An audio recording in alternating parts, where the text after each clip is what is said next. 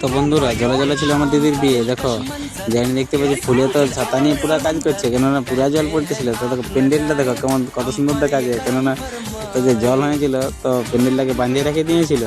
তারপর দিদি ফোন করে বলছে আজ চল লাইভ ভিডিও বানাবি, কেননা দিদি মেহেদি এঁকেছিল। দেখো দিদির মেহেদিটা কত সুন্দর হয়েছে, কমেন্টে জানাবে সবাই।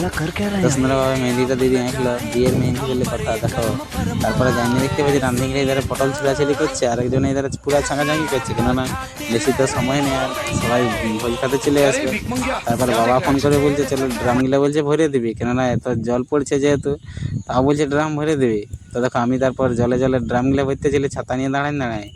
দেখো আমি একাই ছিলি, তারপর দিদি ফোন করলো আবার। আর দিদি ফোন করে বলছে চলাই তুইও মেহেদি আঁকবি। তো দেখো দিদি আবার আমাকে মেহেদি এঁকে দিতেছিল। আমার হাতের মেহেদিটা কত সুন্দর হয়েছে কমেন্টে জানাবে সবাই। তারপরে হঠাৎ করে শুনতে পাচ্ছি যে বরগত থেকে আশীর্বাদের লোক চলে এসেছে, তখন আর দেখো আশীর্বাদই শুরু হয়ে গিয়েছিল। তো সারাদিন এত কাজ করার পরে ভিডিও বানার সময় হয়নি, তার জন্য একবার রাতে ভিডিও বানাচ্ছিলি দিদির শুধুমাত্র একা, কেননা সারাদিন কাজ করে সময়ই হয়নি, একটুকু সময় পাই নাই। দিদির বিয়ে বলে কথা, সারাদিন পুরো খাটাখাটনি হয়েছে। তো দেখো দিদি রাতের বেলা বলছে টুকুটুকু আমাকেও ভিডিও বানাই দে, তখন দিদিরও টুকুটুকু ভিডিও বানাচ্ছিলি। দেখো কত সুন্দর আমার দিদি সাজিয়েছিল, আমি এখন দেখছি। তারপরে হঠাৎ করে দেখতে পাচ্ছি সকাল হয়ে গেছিলো। সকালে বিদায়ের টাইমে আমি একটা ভাইকে ফোনটা দিয়ে পাঠাই দিই, বলি চল যা রে ভাই ভিডিও করে দিবি। দেখো ভাইটাই তো ভিডিও করে দিল। তো এখানে ব্লগটা শেষ করছি, আর একটা নিয়ে আসুন।